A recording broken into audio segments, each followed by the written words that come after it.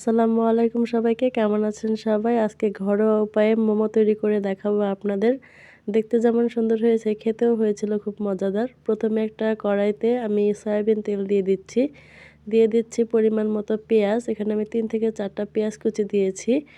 তারপর এতে আস্তে আস্তে অ্যাড করব অন্যান্য উপকরণগুলো। এখানে দিয়ে দিচ্ছি কাঁচামরিচ কিছুটা, লবণ দিয়ে দিচ্ছি পরিমাণ মতো, দিয়ে দিচ্ছি এখানে ধনিয়া গুঁড়া। এরপর কিছুক্ষণ নাড়াচাড়া করে ভালোভাবে একসাথে মশলাটাকে কষিয়ে নিতে হবে। তারপর আমি এখানে ইউজ করছি ম্যাগি মশলা। এই ম্যাগি মশলাটা কিন্তু মেন, এটা কিন্তু দিতেই হবে।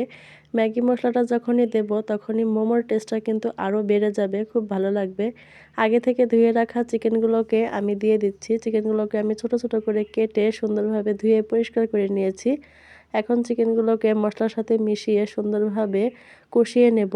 আমি এই মুরগির মাংসের মধ্যে আলাদা কোনো পানি ইউজ করব না, কারণ এই মুরগি থেকে যে পানিটা বের হবে তাতেই কিন্তু ভালোভাবে মাংসটা সেদ্ধ হয়ে যাবে। এই কারণে আমি আলাদা কোনো পানি ইউজ করিনি এখানে। দেখুন আমার মুরগির মাংসটা খুব সুন্দরভাবে রান্না করা হয়ে গেছে। এবারে আমার মোমো তৈরির যে ডোটা সেটা আমি তৈরি করব। আমি এখানে ৩ কাপ পরিমাণ ময়দা নিয়ে নিয়েছি। ময়দার বদলে কিন্তু আপনারা আটাও নিতে পারেন। আমি সামান্য পরিমাণ তেল দিয়ে দিয়েছি, দিয়ে দিচ্ছি পরিমাণ মতো লবণ। দিয়ে ডোটাকে আমি ভালোভাবে মিশিয়ে নেব। ভালোভাবে মেশানো হয়ে গেছে। এবারে আমি অল্প অল্প করে পানি দিয়ে একটা ডো বানাবো। পানিটা আমি একবারে দেব না, কারণ পানিটা যদি আমি একবারে দেই তাহলে কিন্তু ডোটা নরম হয়ে যেতে পারে। তাই আমি আস্তে আস্তে করে পানিটা দেব। দিয়ে আমি সুন্দর একটা ডো তৈরি করে নেব। দেখুন আমার ডোটা তৈরি করা হয়ে গেছে। এবারে আমি একটা পিঁড়ির মধ্যে একটু ছোট ছোট লিচি কেটে সুন্দরভাবে গোল করে একটা রুটির মতো বেলে নেব। সুন্দরভাবে একটু হালকা ময়দা দিয়ে দিয়েছি যাতে করে পিঁড়িতে লেগে না যায়। এবারে আমি ঘুরিয়ে ঘুরিয়ে ভালোভাবে রুটিটাকে বেলে নেব। আমার রুটি বেলা হয়ে গেছে। এবারে আমি ছোট ছোট করে রুটির শেপ দেওয়ার জন্য আমি একটা স্টিলের গ্লাস ব্যবহার করেছি। এখানে আমি ছোট ছোট করে গোল গোল লিচি কেটে নিয়েছি।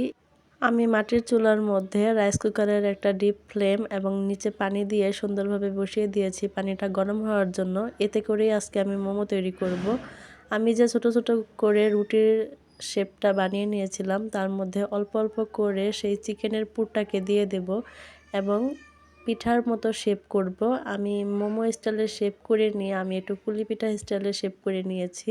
এই শেপটাও আমার কাছে খুব ভালো লাগে আমার, তাই আমি প্রত্যেকটা মোমোকেই এভাবে করে নিয়েছি। এবারে আমার যে রাইসে আমি গরম পানি দিয়ে ফ্লেম দিয়েছিলাম তা কিন্তু আমার পুরোপুরি গরম হয়ে গেছে।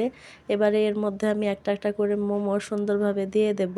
মোমোগুলো আমি প্রায় ২০ মিনিট থেকে ২৫ মিনিট পর্যন্ত ডিপ করে ফ্লেমে রাখবো এবং চুলার জালটা কিন্তু হাই হিটেই থাকবে। দেখুন আমার মোমোগুলো খুব সুন্দর হয়েছে, দেখতে কিন্তু মাশাআল্লাহ খুব চমৎকার হয়েছে। আজকের মতো এই পর্যন্তই। আমার মোমো তৈরি করা হয়ে গেছে। দেখতে যেমন সুন্দর হয়েছে, খেতেও হয়েছিল লোভনীয়, মাশাআল্লাহ খুব সুন্দর হয়েছিল এবং খেতেও কিন্তু খুব মজা হয়েছিল। আপনারা চাইলে বাসায় কিন্তু এইভাবে বানাতে পারেন আমার রেসিপি ফলো করে। ভিডিওটি যদি ভালো লাগে লাইক কমেন্ট করতে ভুলবেন না। আল্লাহ হাফেজ। আসসালামু আলাইকুম।